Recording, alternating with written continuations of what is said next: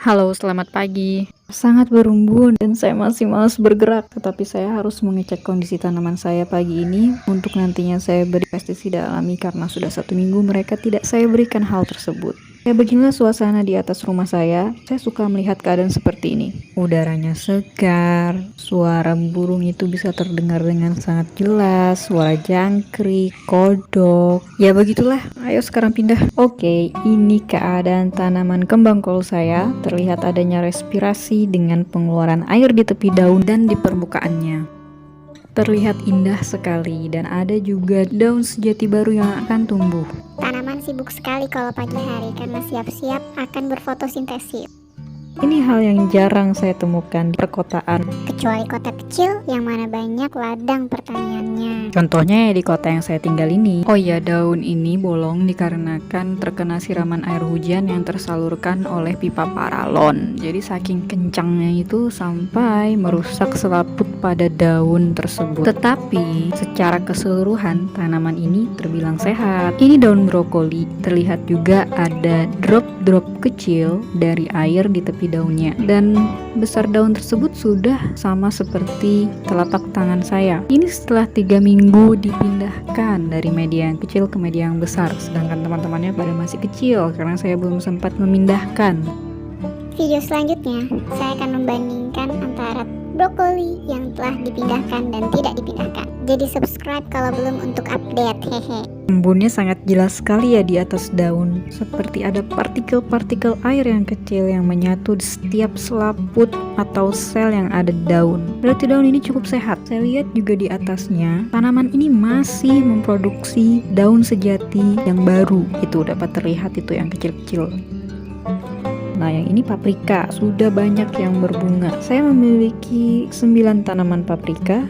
Dan saat ini mereka memiliki banyak bakal buah. Yang di sebelah kanan-kanannya adalah cabai hias. Daunnya juga sangat lebar. Hebat ya, ternyata mereka semua bisa tumbuh di atap rumah saya dengan intensitas panas yang sangat tinggi. Dan saya memang memberikan teduhan sehingga mereka tidak rusak karena sinar matahari yang sangat terik. Saya memberikan pupuk seminggu sekali, yaitu pupuk kandang yang saya encerkan. Ini tanaman basil saya, setelah dipindahkan terlihat menjadi lebih tinggi dan subur. Tinggi apa sih? Coba deh dicek di gambar ini ya. Nah, ini dia. Tanaman ini cukup teduh, tapi tidak ada atapnya. Jadi kalau kehujanan pun tetap kehujanan. Rintik hujan tuh seperti menyerang daun-daun yang ada di situ. Makanya hari ini sangat kotor dan saya akan menyiramnya lebih dulu sebelum memberikan ramuan anti serangga. Ingat terong jono yang saya sudah transplant atau pindahkan? Mereka sekarang sebesar ini. Hehe. Tanaman yang kotor ini saya bersihkan dari kotoran tersebut yang berupa pasir atau tanah yang menempel di permukaan daun agar memudahkan proses respirasi dan juga transpirasi plus fotosintesis. Setelah disiram, tunggu tanaman kering. Sembari itu, saya melakukan penyiapan racun serangga dengan menggunakan tembakau yang sudah saya siram dengan air panas dan juga bawang putih.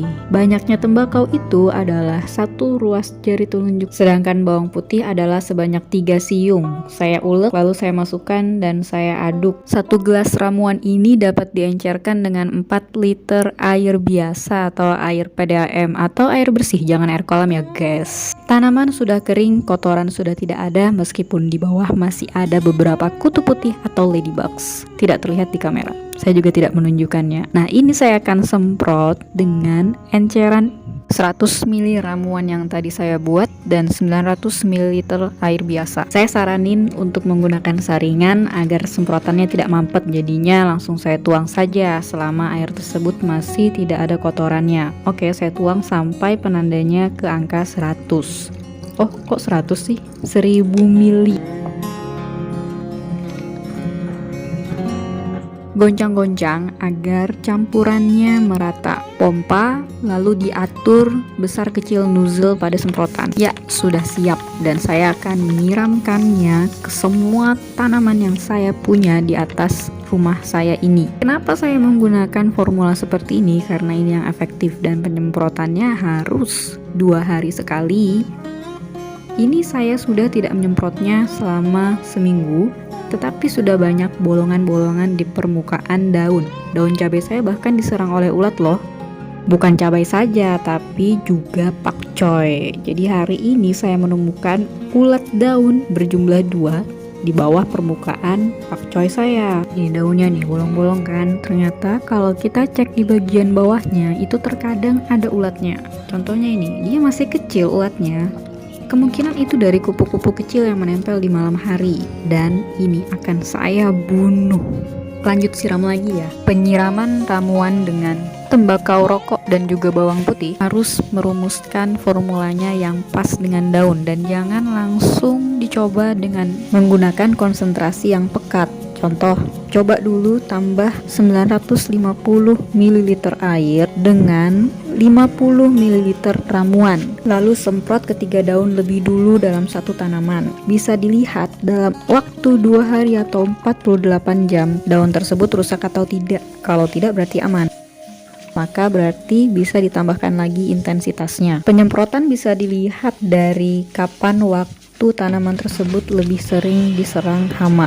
Kalau di tempat saya, siang dan juga malam hari. Karena saya sudah seminggu tidak memberikannya dan sangat parah di bawah daun ini, saya mau tidak mau pagi hari menyemprotnya. Dan ini saya tidak akan biarkan terpapar matahari langsung untuk menghindari daun gosong atau daun bolong. Jadi nanti saya akan pindahkan ke tempat yang teduh. Bagaimana dengan tanaman yang berbunga? Tentunya mereka juga bisa disemprot dengan larutan ini. Tapi jangan terlalu intens. Dan ini tanaman yang saya juga akan siram semuanya. Saya akan menambahkan ramuan lagi banyak 500 ml. Jadinya total penggunaan untuk penyemprotan ini adalah 1,5 liter. Dan itu untuk satu kebun di atap rumah saya, termasuk jeruk sankis, jeruk Jepang, kedondong, belimbing, jambu kristal, cabai dengan berbagai variasi, kembang kol, brokoli, baby kailan, pakcoy, cilantro, mentimun, selada, pakcoy yang ada di bedengan,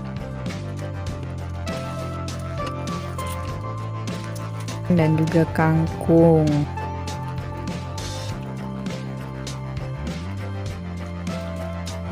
Sebaiknya penyiraman ini dilakukan ketika daun-daun tersebut kering atau tidak terkena hujan agar menempel. Oke teman-teman, saya rasa cukup sekian yang saya sampaikan untuk hari ini. Semoga bermanfaat. Jika ada yang dibingungkan atau ingin ditanyakan, teman-teman bisa meninggalkan komentar di kolom komentar yang ada di bawah video ini. Baik, cukup sekian dan terima kasih. Sampai jumpa lagi. Akhirnya selesai juga siram-menyiramnya dan ternyata cukup teduh, jadi saya akan memindahkannya ketika panas saja ke tempat yang teduh.